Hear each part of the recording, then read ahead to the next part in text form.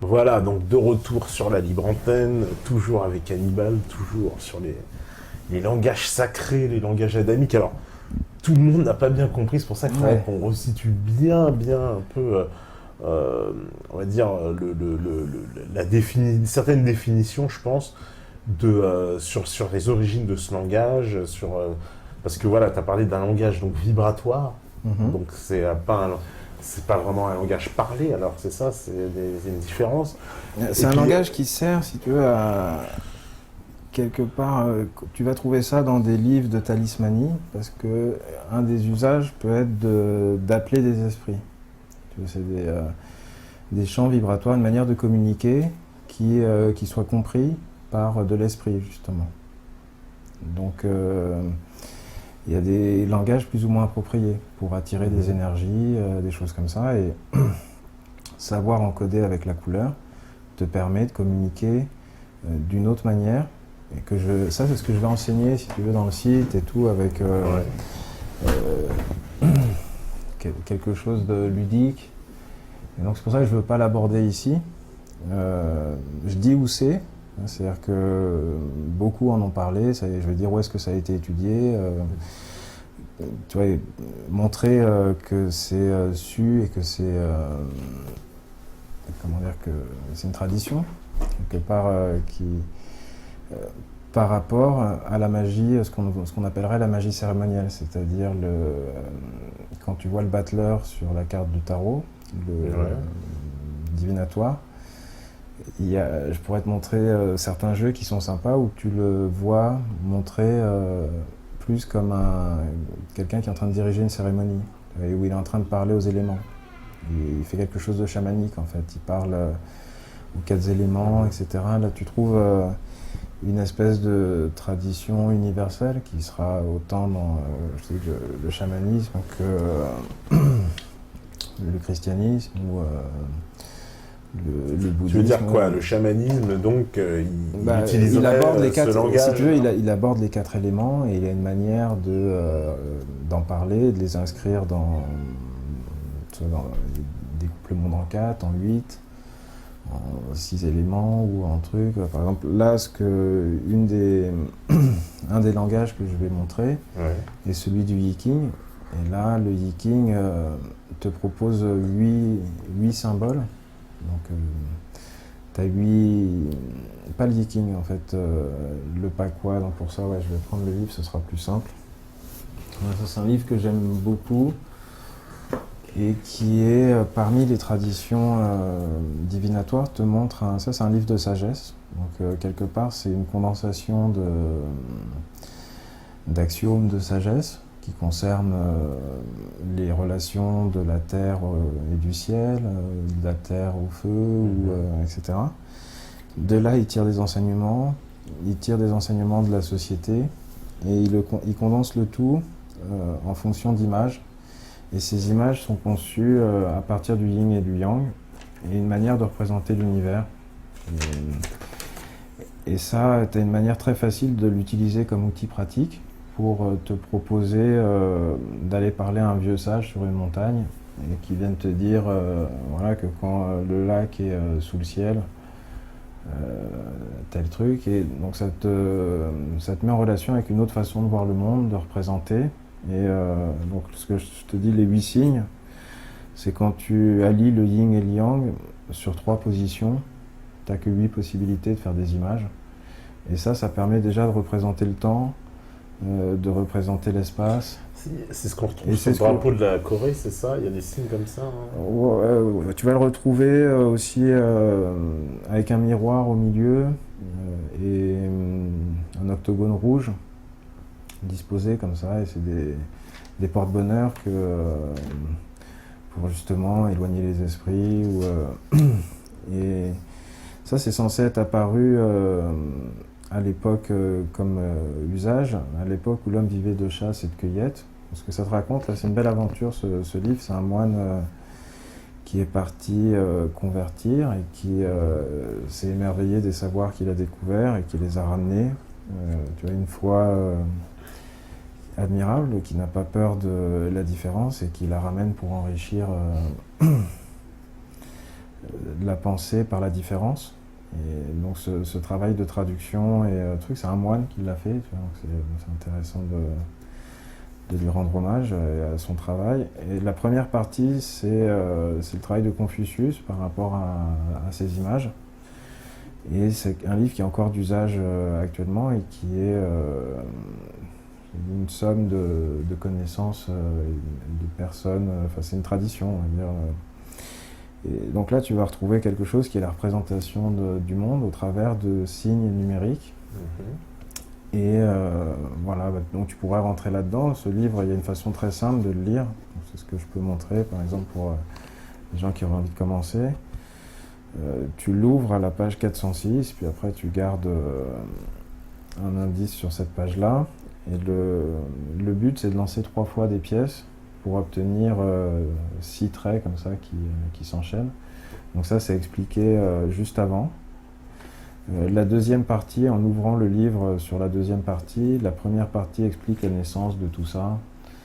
Et c'est assez, par rapport à la pensée chinoise et la relation au divin, c'est assez troublant parce que tu te rends compte qu'ils racontent à peu près les mêmes choses et qu'ils ont une façon de transmettre la sagesse. Donc en lisant cette partie-là, donc par exemple, tu auras une approche du symbolisme chinois et justement un premier système de 8 signes. Parce que on commence par petit, on va dire, et avec ces 8 signes-là qui sont censés être apparus sur une tortue, il y a des légendes assez belles. Et ça va te parler de savoirs assez fondamentaux sur de la polarité, c'est très actuel si tu veux, tu peux montrer des applications informatiques évidentes. Et donc ça, c'est lié à l'échiquier, tu as 64 possibilités, et ce savoir-là, par rapport à la forme et l'esprit, il y a quelque chose, ça va permettre, moi c'est ce qui m'a permis de faire parler la géométrie, c'est cette approche-là, qui est assez électrique dans la façon de représenter le nombre. Tu vois, donc, ça, c'est une façon de représenter un cycle et des histoires. Et donc, ici, on va te raconter l'histoire de, comme je te disais, quand, je sais pas, le lac est sous le feu. Et c'est inspirant, en fait. Et c'est que des phrases liées à de la sagesse assez populaire, assez...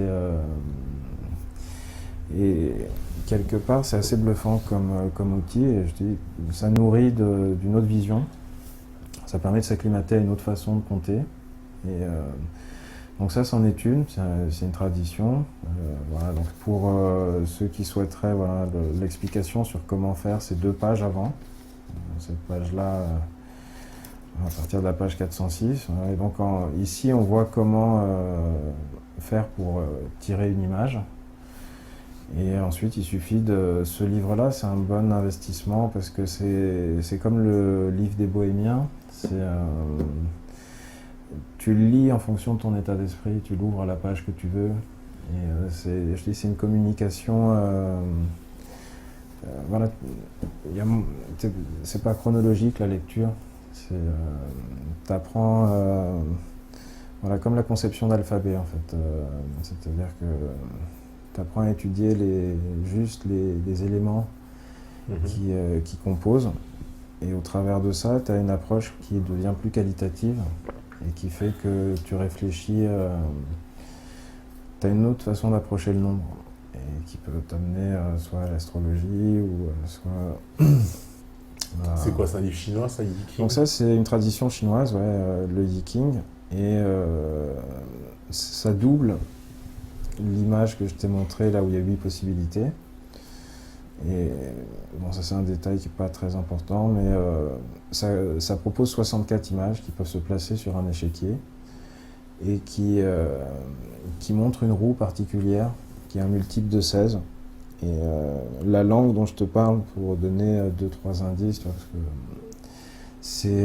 c'est lié au champ vibratoire du 16, par exemple. Et donc pour ceux qui connaissent le tarot, sur le tarot divinatoire, la 16e carte, c'est la tour qui est frappée par la foudre, quelque part la tour abolie, notre tour de Babel en fait. Et le champ propre à la langue 64, c'est 4 x 16 en fait. Quand tu es dans la géomancie, quand tu étudies la géomancie, tu te rends compte que c'est le proto-savoir divinatoire. Géomancie, définition. Ouais. Parce que... Géomancie, alors ici, on a fait un alphabet avec 3 positions sur lesquelles il y avait 2 possibilités. Et ça nous a permis d'obtenir 8 possibilités. La géomancie, c'est une langue qui a 16 signes et où tu prends 4 places. Il y a 4 places et pareil, tu as 2 possibilités. C'est plein ou pas plein, c'est 1 point ou 2 points. Et ça te donne 16 images.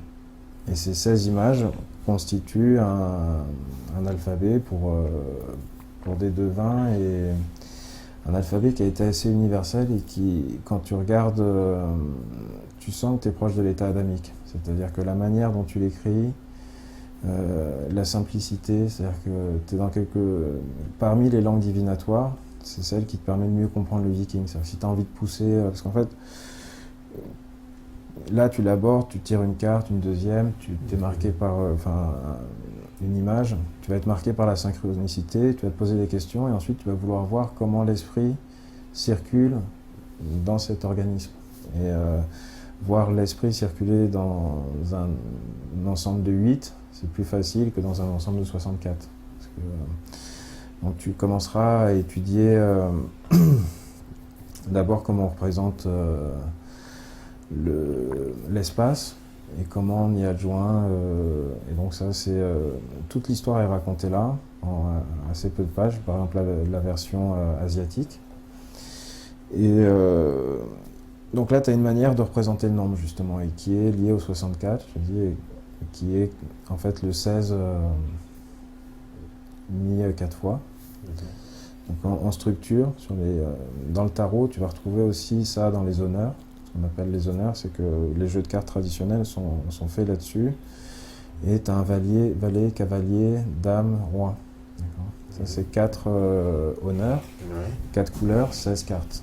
Donc, Crowley, par exemple, justement, quand tu t'intéresses au tarot, donc il y a des livres sympas pour commencer, et tu as des écoles qui ont pris ça carrément comme centre d'études. Ouais. Et comme, par exemple, là, si je te montre un travail de Papus, tu vois, qui est du 19e ou un truc comme ça. Il a fait un tarot égyptien, par exemple, tu vois, son travail se termine avec un tarot égyptien, et là, quelque part, il y a un travail sur les signes et les alphabets, c'est-à-dire qu'il va te représenter sur 72 cartes, il va te représenter le français, l'hébreu, le sanskrit, l'égyptien, et tout ça, en fait, c'est raconté en une image comme ça. C'est-à-dire que quelque part, ici, tu as une manière de parler aussi. Tu vois, la langue de Babel, c'est plus ça, en fait. Ça, c'est la peau qu'on va mettre dessus. Le grain, il est ici, en fait, dans l'histoire que tu as racontée en image. Là, le 9, c'est la mort et la connaissance, par exemple. Donc, de mettre un vieux, ça parle vachement. Un serpent aussi, ou... par exemple, si ça doit représenter le 9, tu vois, genre... Donc là, tu as une manière de représenter le monde. Ah oui, il faudrait montrer à la caméra. Bah oui, parce que là, on se regarde tous les trucs à deux. Pardon. Donc voilà, ça c'est un tarot égyptien. Alors, attends, on va montrer le 9. Papus, ça. Voilà. Le 9, voilà. Voilà, donc ça c'est ce à quoi s'est intéressé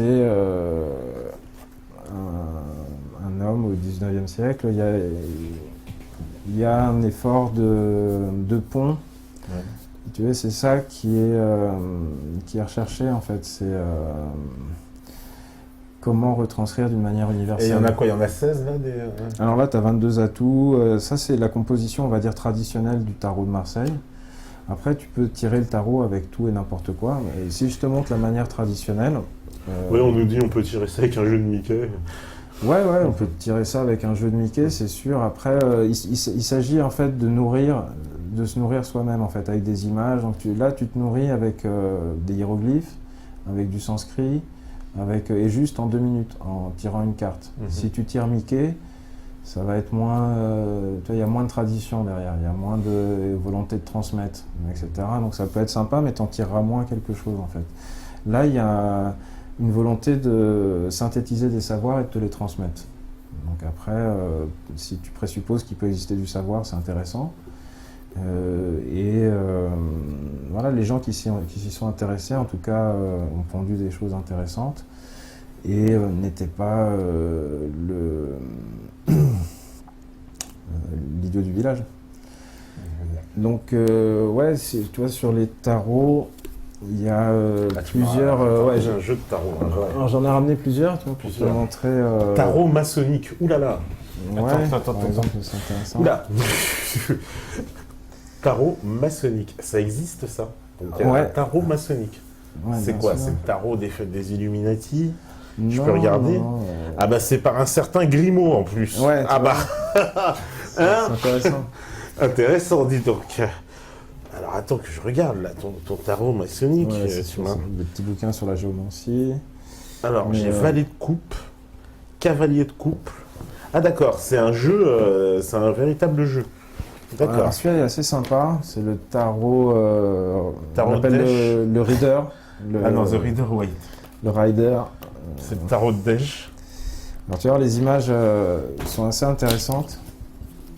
Ouais, on regarde le tarot. Alors, on peut jouer aux cartes avec, parce que je vois c'est... En fait, c'est pas vraiment fait pour jouer aux cartes, en fait. C'est fait pour quand tu prends un moment de... C'est quoi ça? Ça va être l'impératrice. D'accord. Tu vois, donc tu as la même façon de l'exprimer ici. C'est Illuminati un peu. Je vous laisse admirer le dos, c'est pas moi. Tiens, bon, on va faire mieux parce que les gens, ont une image de Crowley assez négative, sulfureuse, c'est le moins qu'on puisse dire. Ah bah on a été bien conditionné sur Crowley. Aleister Crowley, le pape de... Alors là, celui-là, il est en langue impériale, il est en ça, anglais. c'est un tarot, tu vas voir, les images sont sympas, j'aime beaucoup. Ah bah les images sont sympas, c'est vrai, il y a un mec qui a plein d'épées plantées. Ça, c'est une œuvre d'épée, voilà. C'est pas mal. Alors elle est plutôt en train de pleurer, elle s'est pris les épées, je sais pas, c'est dans sa chambre. C'est pas mal du tout. Alors là, c'est un chiffre romain en plus. Ouais, voilà, c'est-à-dire qu'il y a des... là, si je te montre, il y a une façon ici de découper qui est 22 atouts. Ouais. Qui est 56 petites, ou on va dire couleurs, 56 couleurs, dont 16 honneurs et 40 petites. Si tu supprimes les 4 races, tu te retrouves avec 36 cartes parmi les petites qui te font tes 360 décans égyptiens et qui te permettent de relier l'astrologie, des alphabets. Et donc, tu as des. Donc, toi, tu sais tirer les cartes aussi, par exemple? Non, en fait, moi, je te dis, j'ai pas ce don. En fait, moi, je m'intéresse plus à l'aspect. Voilà, en fait, ce qui m'intéresse, c'est l'aspect langage et la communication comme outil. Pour quand je me. Quand j'ai envie de me représenter le monde et de me mettre en lien avec un questionnement interne, un truc, j'ai plusieurs, selon mon humeur, on va dire, j'ai plusieurs manières de me nourrir. Et, donc ici, par exemple, voilà, celui-là est assez beau, je vais essayer de retrouver les cartes qui me plaisent un peu. Le fou est pas mal. Celui d'avant, il était sympa avec les croix templiers. C'est le Judgment. Ah bah Judgment. Pas mal, Judgment. Voilà. Donc avec les croix templiers. C'est toujours un peu mystique. Tiens, le chariot, il est sympa. Alors The Chariot avec des espèces de sphinx noir et blanc en dessous. Pas mal. Voilà. Et donc, tu vois, t'as des deniers, t'as des bâtons, t'as des épées, des coups. Ah ouais, alors là, il y a des signes aussi... un peu, c'est les deniers, voilà, t'as l'as de coupe qui est très beau, tu vois, genre, et donc... ah bah c'est le roi du pentacle en plus, King of Pentacles. Tiens, tu vois, le battleur, il est représenté comme ce que je te disais. Le magicien, d'accord, avec un signe...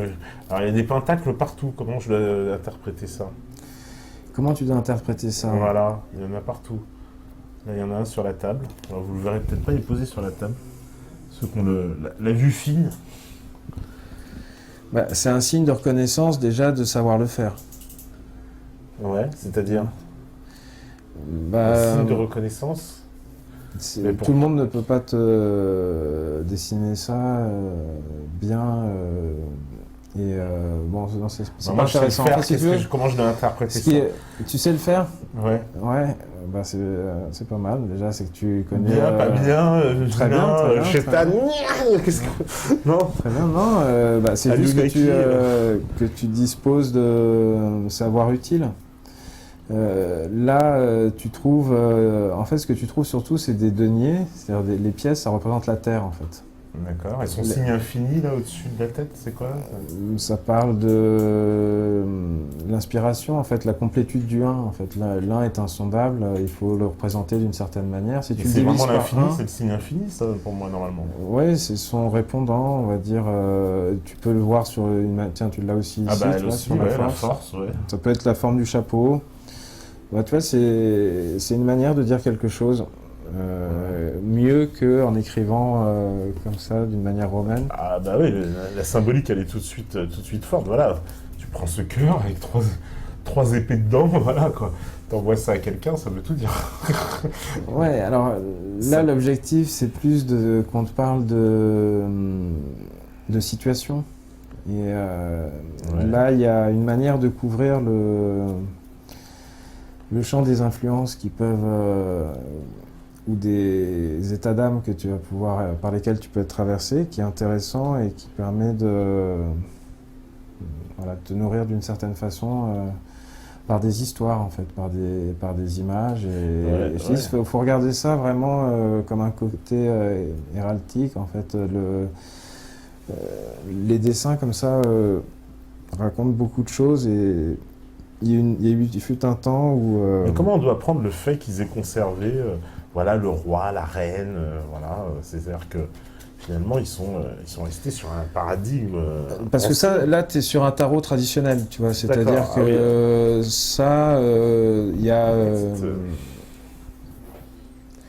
tu vois, c'est un tarot fait avec 56 cartes de couleurs, 22 atouts, comme je te disais. Ouais. Donc ça, c'est ce qu'on appelle le tarot traditionnel. Alors ça, c'est le marchand du temple, lui, un peu. Un peu, tu vois, bon, il y a une... Il y a des pataques partout, il distribue de l'argent aux pauvres. Enfin, après avoir pesé, visiblement. Hein, donc, c'est... Ah bah lui, il répare les pentacles. Voilà, donc là, tu as des... Chiffre 8, si tu veux, celui-là, voilà, donc par exemple, maintenant, on va prendre celui-là qui est celui de la Golden Do. Golden Do. Et qui est en fait la continuité du travail de Crowley en fait. C'est-à-dire que là j'ai la version de Crowley ici. D'accord. Attends, on peut montrer le... C'est ça, c'est lequel? C'est un autre, ça qu'on va voir après? Ah bah oui, c'est ouais, pas mal. Donc c'est celui-là. C'est celui-là. Qui est un jeu de mots, tu vois, le livre T ou la liberté. Liberté. Voilà. Tarot des étoiles éternelles. Alors il y a une espèce de gros taureau, ça fait penser à culte de Baal, non? Ouais, une espèce de gros taureau Apis. Mitra, c'est les mêmes, non? Ah non? Non. Non, je sais pas, là je t'avoue, ça c'est le 3 de... Celle-là, elle me parle pas trop justement, cette carte. D'accord. Bah, c'est le gros taureau, hein, de toute façon, puis une espèce de pyramide avec des signes aussi. C'est très conspi, les tarots, non? Ou alors c'est moi qui vois des pyramides partout? C'est que, si tu veux, la connaissance est diabolisée, donc du coup, je sais pas, il y a quelque chose... Ah, alors ça c'est intéressant, parce que c'est pas la première fois que j'entends ce discours que, voilà, au fait on voit un peu des pyramides, des pentacles partout, pour on va dire le conspirationniste moyen que vous êtes, que je suis, tout de suite c'est les rétros, c'est le diable, c'est satanique, c'est machin. Ouais.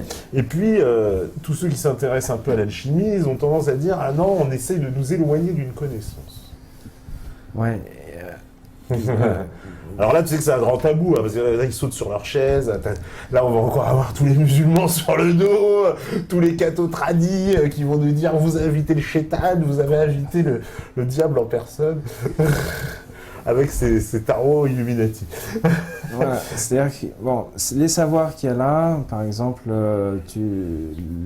Jacquin, Bose, les savoirs initiatiques, si tu regardes, ont existé avant la franc-maçonnerie. C'est-à-dire que la franc-maçonnerie a été créée en 1717 officiellement. Ouais. Et tu vas voir que les symboles qu'on dit maçonniques étaient déjà présents dans la royauté, étaient déjà présents dans la République. C'est-à-dire que c'est les fruits de la première révolution romaine. Et que je me perde pas. C'est-à-dire, tu dis qu'on retrouve des symboles maçonniques jusqu'aux Romains, jusqu'à... La République, si tu veux, les symboles de la République qu'on emploie universellement et d'une manière assez fidèle, ont pris leur naissance à Rome. C'est-à-dire quoi, la pyramide et l'œil, tout ça, là, tous les symboles, l'équerre et le compas. Ouais, voilà. Tiens, tu vois, ça, j'ai ramené ça. La veuve, vous connaissez tous, hein, la veuve, ne m'approchez pas, etc. Il y a des phrases comme ça, les francs-maçons, ils sortent. Il paraît qu'ils se reconnaissent grâce à ça. Il y a ce signe, hein, moi je précise, parce que ça, ce signe-là, ils l'ont pris aussi. Hein. J'ai déjà vu le maire d'un village faire ça à la fin d'un mariage. Bon, je dis pas qui. Pour pas griller la personne. Ah, mais ça, Jésus aussi. Et hop, il fait ça à la fin. Alors là, sûr, je me suis dit, il donne un signe. Bien sûr. Bon, mais il faut le détecter, hein, pourtant. Alors il y en a, ils vont dire tout de suite, ah, mais je vous avais dit, il était franc-maçon, il a reconnu le signe. Mais non, c'est qu'il a fait des signes bizarres. À la fin du discours, ça n'avait rien à voir. C'est-à-dire, il fait son discours et tout, le maire, et puis à la fin, il nous fait. Voilà. Alors pour les gens, c'était anodin, mais. Mon esprit tordu, il a vu tout de suite la main de...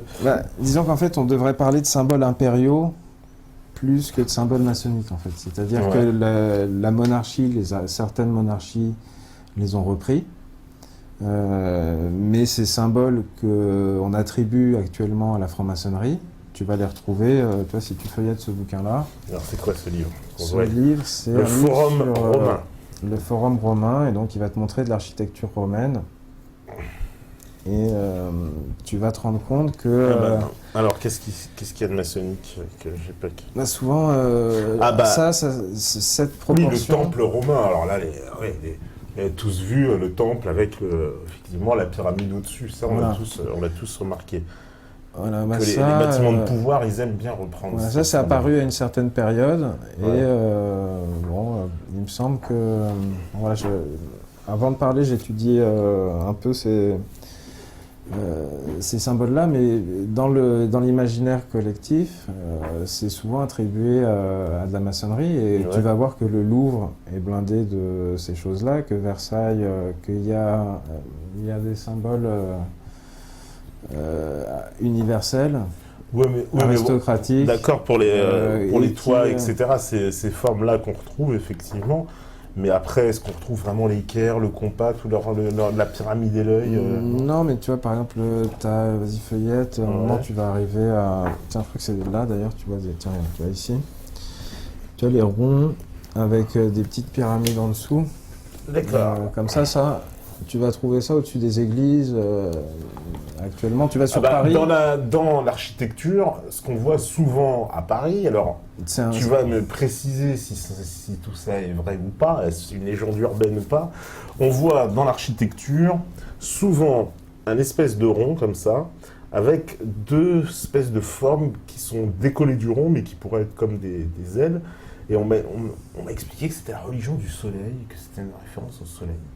Et que c'était évidemment d'inspiration maçonnique. Voilà, tu vois, comme je n'ai pas parlé des langues sacrées, je ne vais pas parler non plus de ces langues-là. Ouais. Mais ça, c'est un langage aussi. Voilà, c'est un langage. Tu vois, là, tu commences à t'approcher du truc, c'est qu'il y a d'autres manières de communiquer que, on va dire, le démotique ou le langage marchand. Tu peux t'exprimer avec des signes, des choses comme ça dans la pierre, et tu te rendras compte que si tu observes la pierre, il y a beaucoup de symboles romains, de l'Empire romain. La première révolution, quelque part, qui a donné une république, c'est Rome, et que il y a un lien avec l'Égypte aussi à voir là-dedans.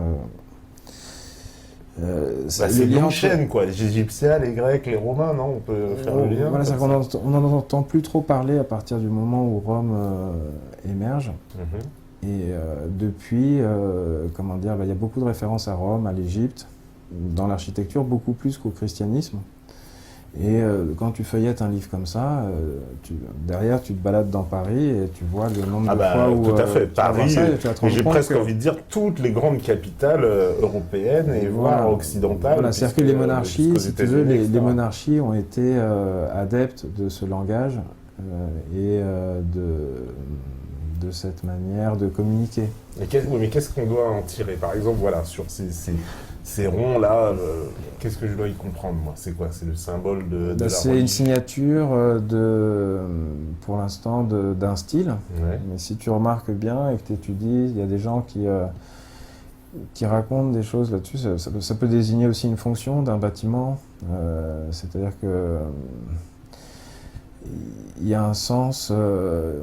Tu vas voir qu'un bâtiment, on va dire, il y a des codes. Tu vas pas Mais- mettre dans un style romain, tu vas pas mettre tel et tel truc. Mais C'est souvent, j'ai envie de dire, alors, Mais on pour s'éloigne pas se un tromper, peu, mais des mais- bâtiments de pouvoir, non? Oui, voilà. C'est-à-dire que c'est ça que tu vas remarquer, c'est que c'est souvent aristocratique ou de pouvoir, ou des mutuelles, ou des banques, ou des et Non, que comment dire, ce style romain est universel. Que tu peux chercher là-dedans.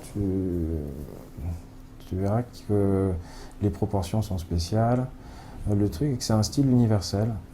Qu'il y a beaucoup de gens qui sont morts pour la République. Beaucoup de Romains, d'autres peuples, beaucoup d'Allemands, beaucoup de Français à l'époque de Napoléon. Et que l'histoire nous montre que les républiques, et notamment celles qui ont utilisé ce genre de signes, ont souvent accouché de despotes et d'empires. Ouais. Les empires naissent des républiques, on va dire. C'est rassurant ce que tu nous dis. Il me semble, après, tu vois, je suis pas un spécialiste en histoire, moi, je m'intéresse plus aux signes et aux manières d'écrire avec des signes. Et c'est vrai que quand tu t'intéresses à ça, là, tu reconnais des signes, en fait. Nous, on a tout pour partir dans une grande dictature, en tout cas, alors. Parce que les signes romains, il y en a partout. Ça fait longtemps que, comment dire, que les bâtiments sont construits, ceux qui durent, sont construits sous cette école, on va dire, quelque part. Et quand tu vas regarder les dates, tu te rendras compte que c'est bien antérieur qu'en fait, c'est des liens plutôt à... C'est un style impérial, en fait, ça s'appelle, et que l'empire dont on parle là utilise beaucoup les symboles égyptiens et romains. Mais est-ce qu'on peut dire que les gens qui maîtrisent cette langue adamique, là, ce langage divinatoire, Ça, c'est encore autre chose. font partie d'une élite? C'est autre chose, mais c'est quand même en rapport, non? Parce que... En fait, si on ne te l'apprend pas et que tu te poses pas de questions, tu t'émerveilles pas, tu cherches pas la connaissance ou la vérité, il y a une phrase qui me plaisait bien qui disait que Dieu est esprit et que c'est un esprit en vérité qu'il faut l'adorer. Et pour moi, c'est que si tu oublies de chercher du sens ou des choses comme ça, tu perds quelque chose de ce qui fait ton humanité. Et du coup, tu deviens plus facilement, manipulable, en fait, parce que... oui, disons que tu oublies la dimension l'esprit si on t'intéresse à d'autres choses, tu te connectes plus à cette partie de toi-même. Et je pense que c'est voulu, en fait. Là, tu vois, quand j'ai préparé l'émission, je vais pas rentrer dans les... Mais je t'ai montré, voilà. Tu vois, parmi les bouquins que j'ai ramenés... Alors, L'Orient et la Grèce, il faut préciser, classe de 6e. Alors ça, c'est un livre de 1932, Voilà. qui est incroyablement complet, quoi. C'est-à-dire que on est impressionné par le savoir qui était enseigné à l'époque à un élève de 6e, qui est digne aujourd'hui presque d'un universitaire, j'ai envie de dire. On n'est pas loin d'un universitaire. Enfin, c'est quand même très, très, très, très, très complet. Voilà, et ça aborde tout un tas de Tu peux donner sujets. les références. Je crois que c'est à 7 € sur Amazon. Ouais. Voilà, donc c'est Amalé et J. Isaac, Ouais, c'est une L'Orient et la référence, Grèce, hein. classe de 6e chez Hachette. Un livre de 1932. Tu vois, j'ai la 4e aussi, j'en ai 2-3 comme ça, mais Voilà, tu as le livre de 4e aussi, le Moyen-Âge jusqu'à la guerre de 100 ans. Un livre de Et 4e que, est extrêmement complet, mais moi ouais. c'est ça qui est assez, qui est incroyable, c'est comment tout Ouais, donc, cela est complet. pas montrer la table des matières, mais Et puis ça c'est juste... illustré, faut bien le dire. Hein. C'est pas que, vous voyez, un livre de 1932, il y a des illustrations, il y a des photos, il y a des cartes. C'est quelque chose d'assez impressionnant pour le savoir de l'époque. On comprend que... Bah là, je te laisse imaginer si tu fais la classe de 6e à la maison avec ces livres-là, ou si tu l'as fait à l'école avec le programme actuel, en fait. C'est-à-dire que là, ça, c'est le programme officiel de je sais plus quelle année, et bah, ça te permet de vérifier que...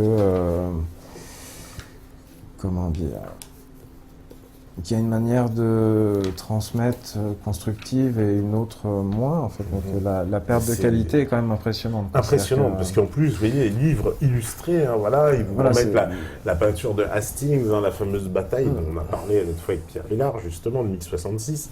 Il vous explique, voilà, la guerre avec les Normands, mais tout est magnifiquement... Enfin, moi, je Ouais, suis impressionné par la qualité du savoir, quoi, qui était enseigné à l'époque. Et aujourd'hui, la façon dont on a perdu, quoi, tout, je tout crois ce que ça- savoir. je crois que ça parle de soi-même, chacun peut vérifier. Je crois que c'était intéressant de montrer ça. Sinon, la Bible que j'ai utilisée, tu peux jeter un œil dessus, j'en ai une plus traditionnelle, mais pareil, elle a été éditée en 1930. Et bon, elle est illustrée, donc tu as des petits dessins, des gravures, elle est de qualité, et surtout tu as un ton, tu as quelque chose où juste deux mots qui changent, et les choses sont vachement plus plaisantes, il y a plus d'esprit. C'est-à-dire, et il y a des mots qui ont été retirés justement qui te montrent que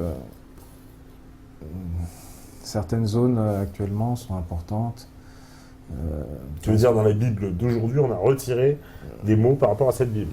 Voilà. Là, moi, la version que j'ai, c'est une version qui s'appelle la Tob, c'est avec laquelle j'avais bossé pour faire mon bouquin, et qui est le testament œcuménique de la Bible. C'est-à-dire qu'en gros, c'est les trois, les orthodoxes, cathos et protestants qui se seraient mis d'accord sur ça, en fait. Donc, bah, du coup, tu enlèves ça, tu rajoutes ci, ou...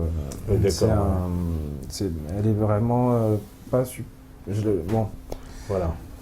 On me dit aujourd'hui, voilà, l'abrutissement des masses. Voilà, on me dit, on apprenait plus de choses fondamentales à l'époque que maintenant. Ouais, c'est-à-dire que ça, faut bien voir que le c'est savoir juste... paraît très complet. En tout cas, moi, on va dire, le fait d'avoir feuilleté ces livres, bon, on y voit tout de suite que le programme est extrêmement complet, que ça n'a rien à voir avec ce qui est enseigné aujourd'hui, qui est presque sommaire, superficiel, j'ai envie de dire. Disons que c'est accessible, c'est ordonné, tu peux y recourir avec un certain plaisir et ça te donne une certaine vision. Bon, c'est intéressant, hein, je te dis surtout que le style, tu n'auras pas l'impression, justement, il y a du parti pris, des choses que tu trouveras plus trop dans des manuels actuels.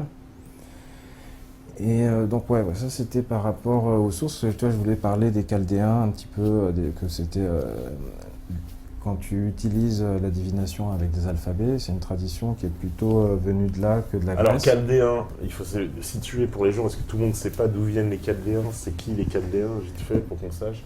Alors les Chaldéens, quelque part, moi tu vois, quand j'ai lu, et si tu veux, moi je vais parler des Sumériens, des Phéniciens. Ouais.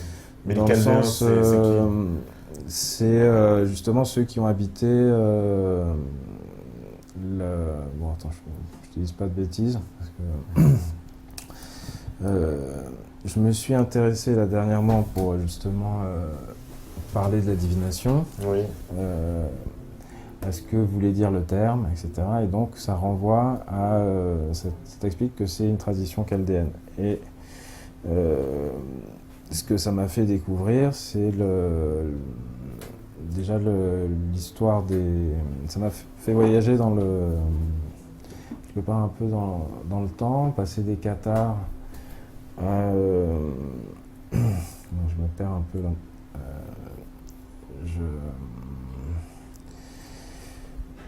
J'étais sur ouais, les livres, les Catalans. Bon, bref. Les Chaldéens. Ouais, les Chaldéens. Ouais, c'est ça. Sur l'origine de cette tradition. Donc ça, c'est des trucs où tu vas te perdre un peu dans l'histoire et où justement... Mais on les situe où géographiquement, ces Chaldéens? Géographiquement, alors attends, justement, je vais vérifier ce que j'avais préparé.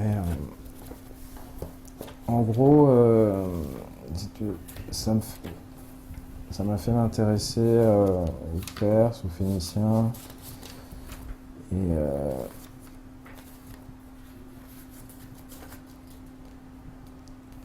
et donc à ces alphabets qui sont tous un peu cousins et qui descendent du phénicien. Donc voilà, la Chaldée, c'était la région de Babylone en fait, justement. C'est pour ça que... D'accord, c'est la région, donc l'Irak du Sud, on pourrait dire. Voilà. À l'heure actuelle, c'est l'Irak du Sud.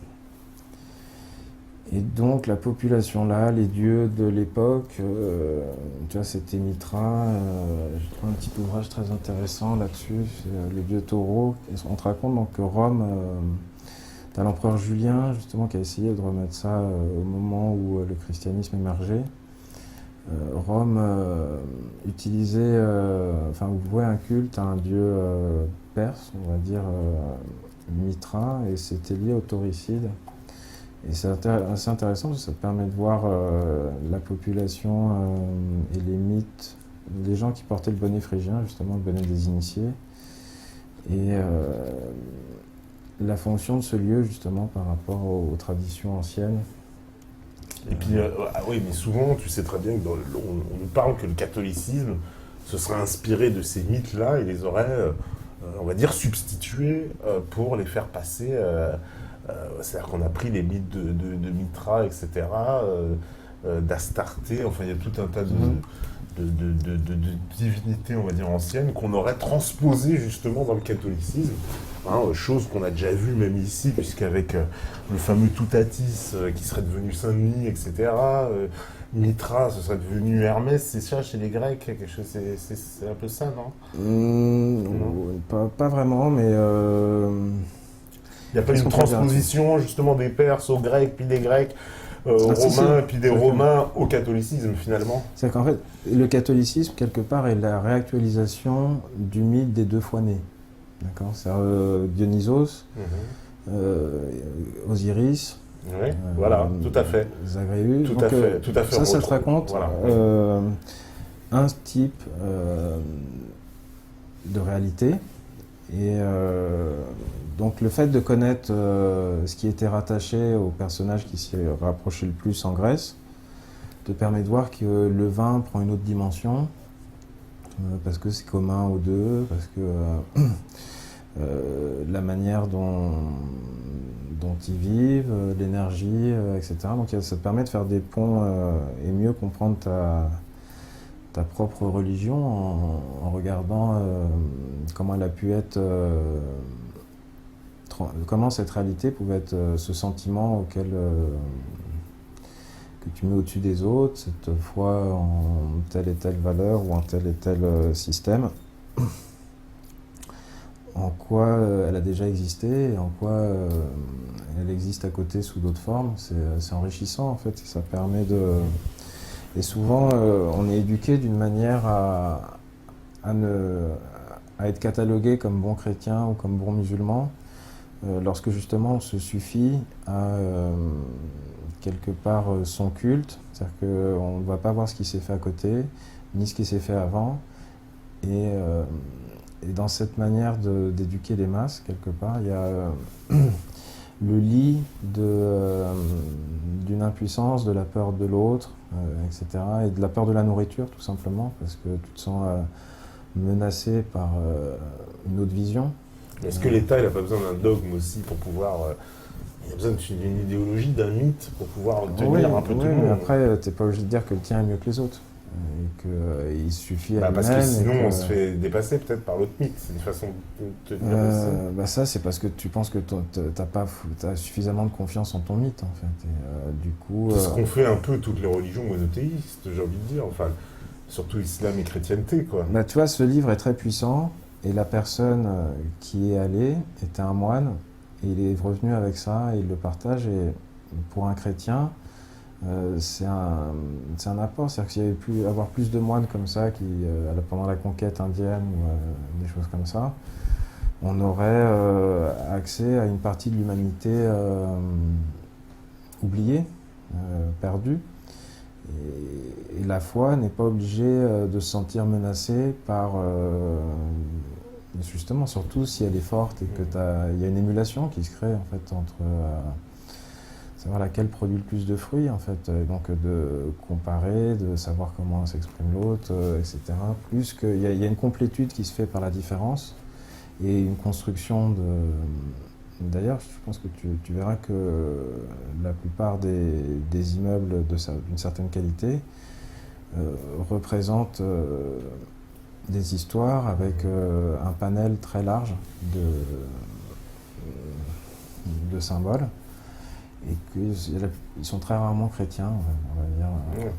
Un peu comme, on pourrait dire, les symboles de l'architecture. Voilà, on va prendre Paris, puisqu'on est en France, qui est truffé de symboles. Et on voit bien qu'il y a des symboles antiques. Voilà, on va te mettre une statue de Hermès, une statue de... Voilà. Si on veut te parler de Jésus, on va préférer Dionysos, jeune, à la moitié de l'âge, vieux.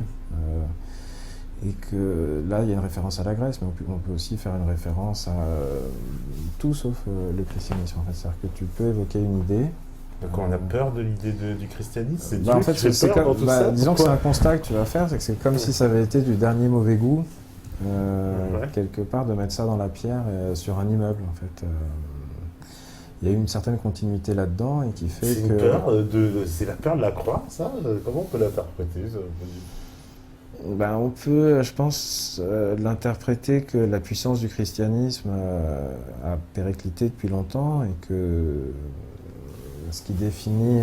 Plus longtemps, on peut dire quoi? Depuis la Révolution française? Plus longtemps, oui. Toi, tu situes avant l'échange avant la Révolution française? Oui. Sur la manière de gouverner, en fait, les prêtres rois et le passage à un Vatican qui aurait droit sur le premier mondialisme, en fait. Sur quoi a reposé la puissance du Vatican pour pouvoir... pour qu'on puisse être la petite fille de l'Église, par exemple. Ouais, mais c'est très récent, le Vatican. C'est à l'échelle de l'histoire, quand même. C'est 1931, quelque chose comme ça. Je veux dire, l'Église a périclite avant cette date, déjà, quand même. Oui, alors du lien à Rome, en fait, ou à Constantin, c'est-à-dire l'affiliation du pouvoir, la séparation entre le pouvoir du prêtre et du roi. Ouais. Ce passage-là m'intéresse, faut que je me renseigne là-dessus. En fait, c'est juste la question que cherche à définir par rapport à ce sujet. Ok, il va faire une petite pause encore, c'est l'heure, la régie elle est prête, donc vous restez connectés et on répondra justement aux questions en troisième partie, forcément. Voilà, allez-y, posez vos questions, défoulez-vous et puis on revient juste après, à vous la régie.